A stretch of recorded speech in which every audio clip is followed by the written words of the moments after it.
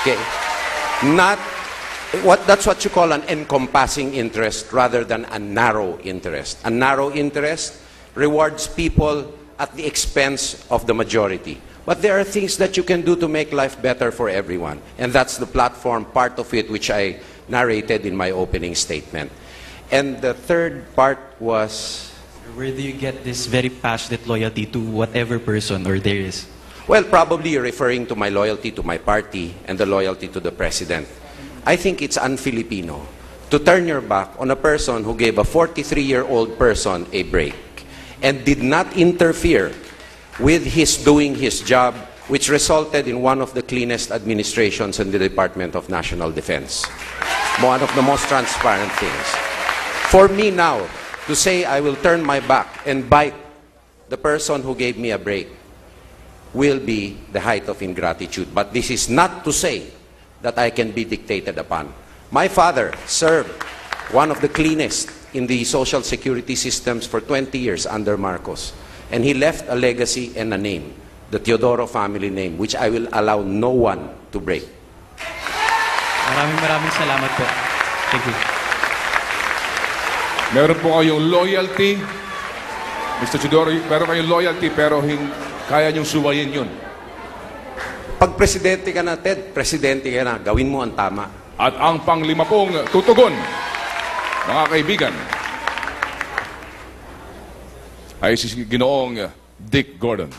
At ang magtatanong ay si Ginoong Jarius Bondok, isa pong kolumnista mula sa The Philippine Star. Jarius? Thank you very much, kaibigan Ted. Good evening, Senator Gordon. Tell us, sir, what one act in your past are you most ashamed of? And what one act in your past are you most proud of? Thank you. 2 minutes. Well, what one act was I ashamed of? I let my father and my mother down. I flunked second year high school. I had to go back home to Olongapo in a bus. Hinarap ko yung mga magulang ko na nagsisikap para mapa-art ako. At that time, nakatira ako sa Manila. Ang tatay ko at nanay ko nasa Manila. Nag-aalaga sa amin ang lola ko. I flunked. I flunked Latin. I flunked math. I saw a movie before the exams. Hindi ako naghanda. I was thoroughly embarrassed at myself. I let my parents down. That I never forgot. That is why, nung hinatid ako ng tatay ko, hindi ko makalimutan yan. Sabi niya, if you can't be a good scholar, be a good leader. At yun na nga, nagsimula ng aking pagtatahak ng landas na kailangan magsipag at maging leader. I became class president, became youngest delegate to the Constitutional Convention. Hindi na ako natakot sa mga nakapaligid sa akin o mga hamon ng panahon.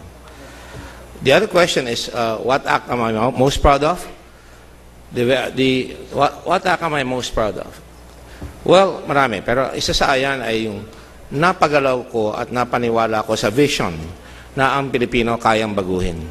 Kaya nilang maglinis, kaya nilang mag-contribute, kaya nilang mag-volunteer, kahit na pinaalis na ang base, kahit na pinukpok na kami ng pinatubo, nagiba na lahat ng mga tahanan, meron pang natira na itutulong, na mag-volunteer, na bantayan lahat, yung iniwan ng Amerikano, at magtrabaho ng walang sweldo, at yan talaga ay talagang pinagmamalaki ko. Kaya when you go to Olongapo today or the Philippines today, makita nyo ang mga jeep nakaayos, may color code, ang mga tao doon, ay may monumento na andun lahat ang kanilang mga pangalan because so far as I'm concerned, natutuhan nila yung common good, natutuhan nilang magkusang loob, magmalasakit at magkapwa-tao. A leader must raise the values of his people.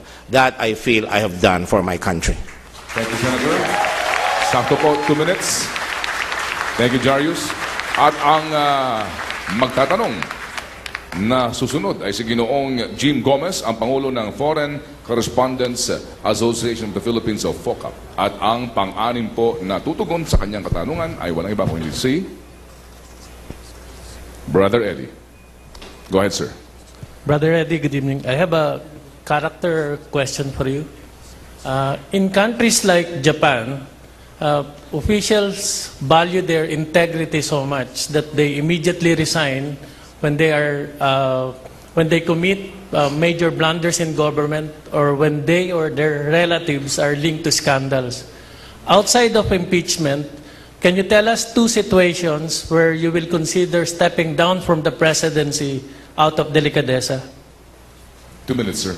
Please. Kapag merong nagawa ang aking immediate family ng pang-aabuso during my term, if ever I become president, I will immediately resign because I want to prove to the Filipino people delicadeza, dignity, and honor should not be sacrificed even in the so-called public service with influence.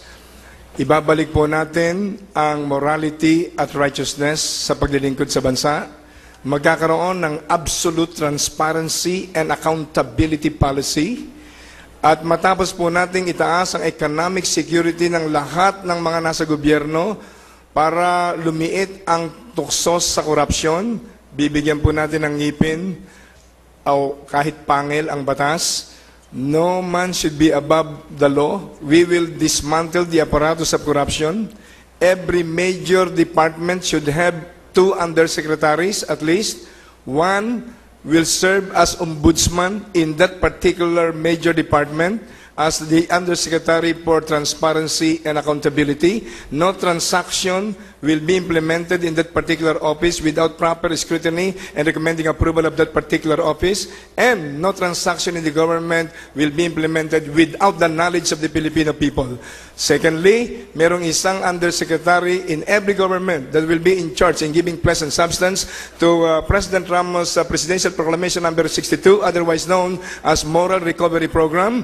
No amount of sound economic policy can succeed without the corresponding moral and spiritual revolution program na mag-hold ng mga seminars tungkol sa work ethics and restoration of morality and righteousness in public service and how to improve public service to the people.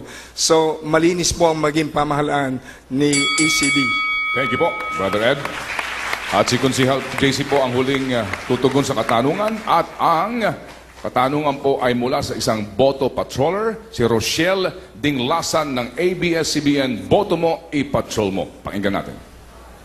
I'm Rochelle Dinglasan, a Botomo patroller from De La Salle University, Manila. My questions are, how many houses do you own and how much money do you have in the bank?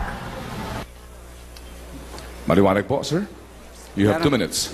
Meron po akong isang bahay sa Baguio City na ako mismo ang gumawa while I was completing my law school. It's a brick house because I'm in the business of manufacturing bricks. And I am renting, lease to own, a home in my hometown in Olongapo City, Subic Bay.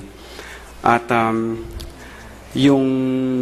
kung magkano po ang pera ko sa bangko, I will be honest with the Filipino people. I am negative 5 million because I started the brick business. And I conferred with my party. For the sake of the principle of transparency and accountability, I am willing to waive my rights under the bank secrecy law.